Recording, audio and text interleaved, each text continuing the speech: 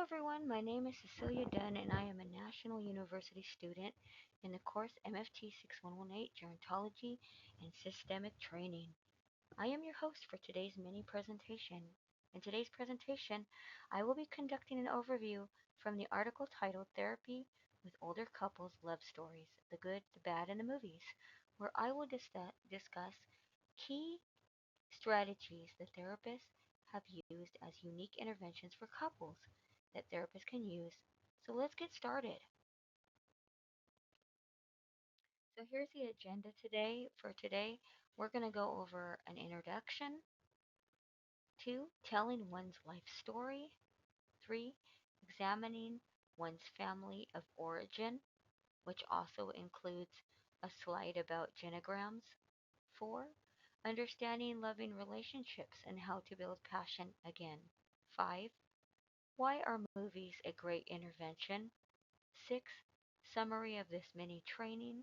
And 7. References used.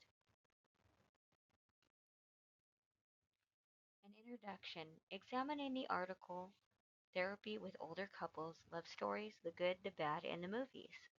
As relationships evolve over time, aging couples often struggle to maintain effective communication and emotional closeness and sense of shared purpose, especially in life's transitions. These challenges can make individual relationships difficult to navigate without the proper support and guidance.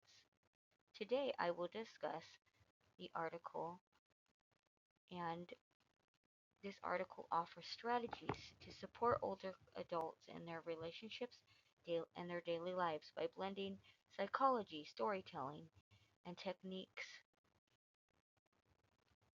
It provides promising interventions that can help older individuals feel more comfortable and safe in sharing their experiences. A life story concept.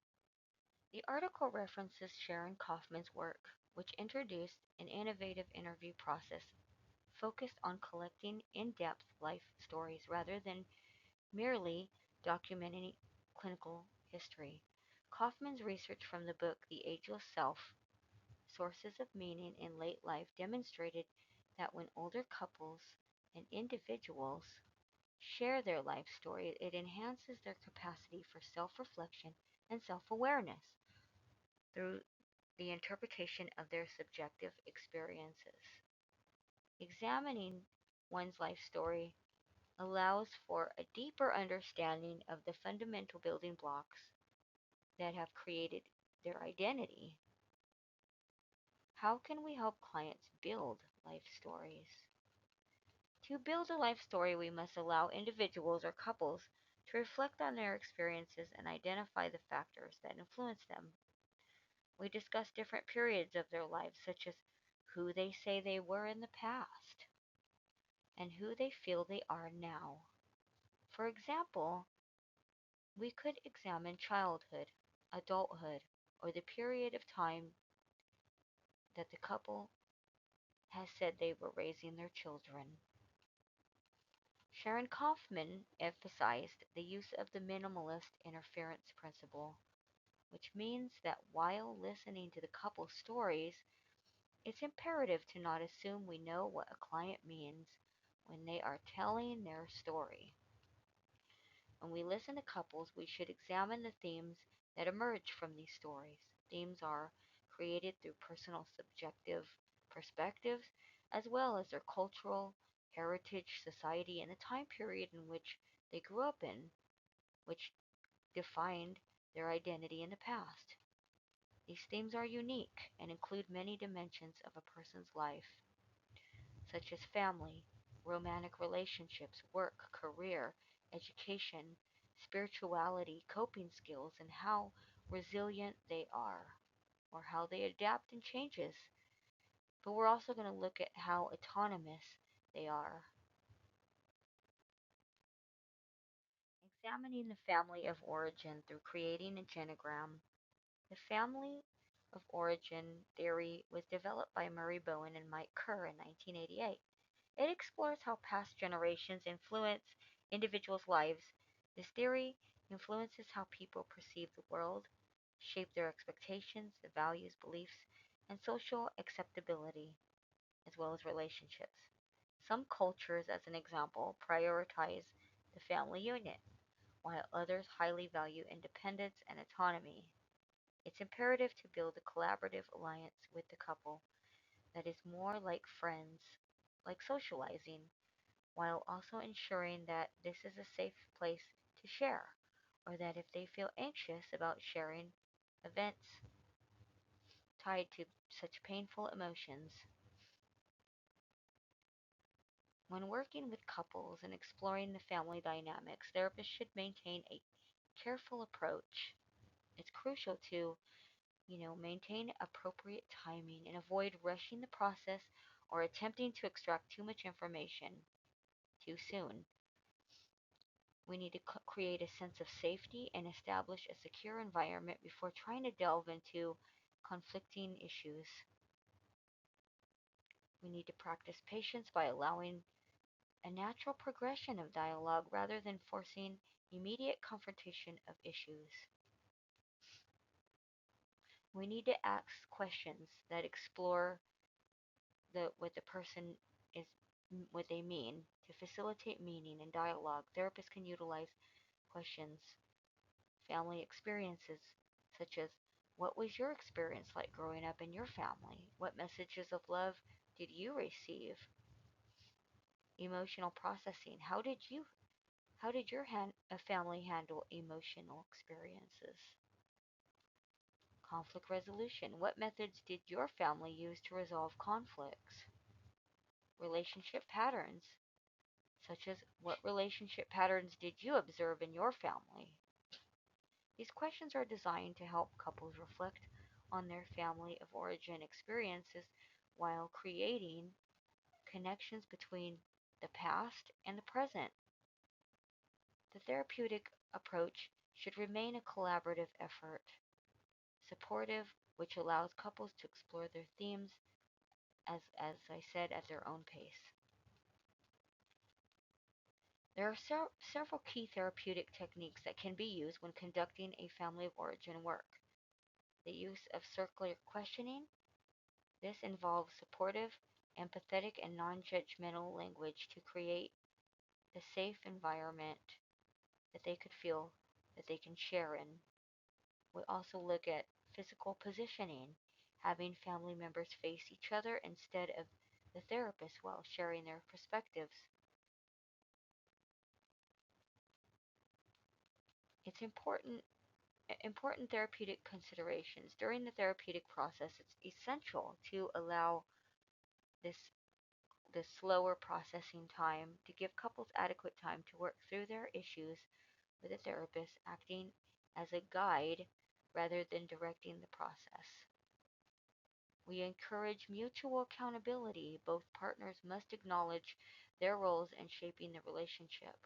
When couples resort to blame, it often indicates that they're not ready to understand their individual contribution to the relationship dynamics. We also look at addressing hesitations. Therapists should be prepared to address clients' fears and concerns about sharing sensitive information. And common areas of concern include clients being fearful of sharing because of relationship difficulties, discussing previous relationships, discussing children from previous relationships, children born outside the marriage, failed relationships, traumatic experiences, past abuse or spousal abuse, and also pregnancy loss or losses. How to begin building a genogram to build a family of in order to build the family of origin. When constructing a genogram for couples therapies, each partner should create their own diagram that spans at least 3 generations. The married couple, the parents, and either their grandparents or their children.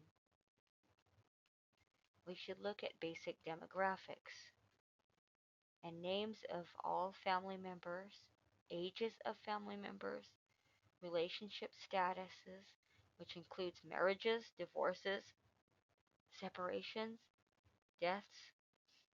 We'll also look at health information, such as family members with mental health conditions, medical conditions, substance and alcohol abuse history, and we'll also look at family dynamics, such as family roles, caregiver, favorite child, perhaps, and we want to make sure to add proper symbols for representing relationships and patterns.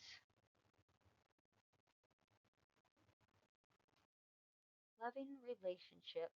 In this chapter, we will examine the works of, on this slide, we will examine the works of Rollo Reese May, who had written The Loving Relationships Must Be a Balance of Form and Passion. In Rollo May's book, The Courage to Create, written in 1975, Rollo May recognized the strain that exists between the form and the passion, and believed that these must exist in order to have a vibrant and meaningful relationship. Threats to this threats to the relationship include stagnation, such as sticking to old patterns of relating.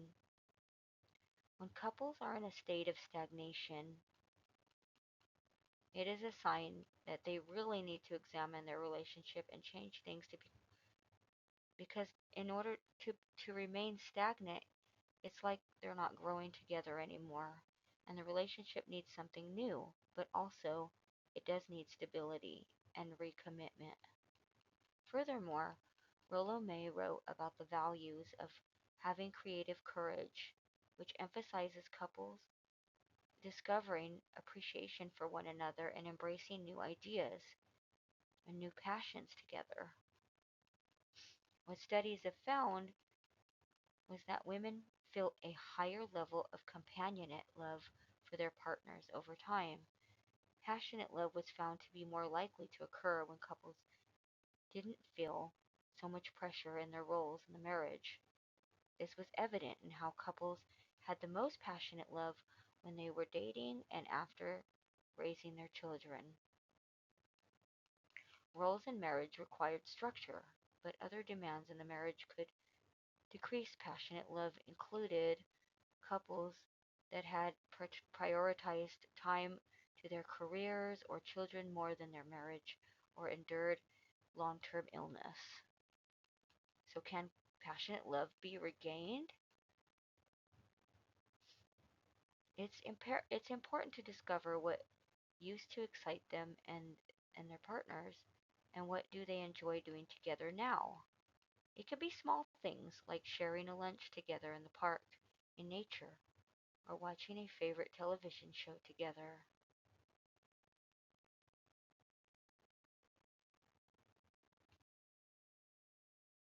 Let's take a look at why movies are a great intervention. Therapists will choose films that closely align to the couple's difficulties. They will look for themes, dynamics, humorous movies, and, and distance from the person's issues, as it helps with relational issues and painful predicaments. There are several approaches a therapist could use in movies as therapy, and I will include what is called the movie model. Using the 5 steps called the movie model, the first is mindfulness engagement. Couples are encouraged to watch films in a relaxed, comfortable environment while remaining in the present moment. They may begin to notice bodily reactions, such as the film causing a bodily reaction, such as clenched fist or tension in the body. Therapists may pause the film to discuss the individual's reactions. Observe. Clients examine characteristics from an objective standpoint and they learn the narrative of the story. The therapist is looking to distinguish if the couple can identify the fiction circumstances from real life. The therapist uses this technique as a way to help couples recognize their own difficulties. Voice. Clients are encouraged to articulate their feelings about the film and to take turns expressing their vulnerability to one another. In addition to this exercise, the couple would be encouraged to reflect on their emotional states while giving their undivided attention to their partners when they are speaking. Identity. Couples may discuss insights gained and challenge cognitive distortions in their thinking processes. The therapist may ask the couple to think of how the couple in the movie would work on their marriage, and is it something that is attainable now? As an example, could the couple dedicate 20 minutes to enjoy a morning coffee together as they did in the movie? Explore. Couples will try to incorporate new habits found in specific movies, such as sharing a moment together, having a cup of coffee every morning before each partner gets ready for their day.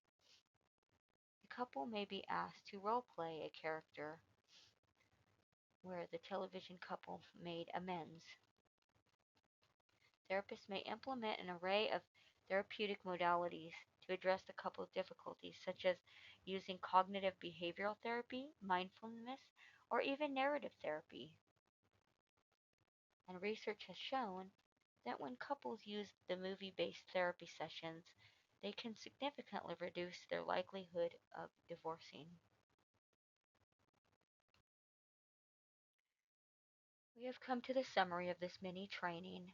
In this presentation, I provided you information on how we can work with older couples as therapists.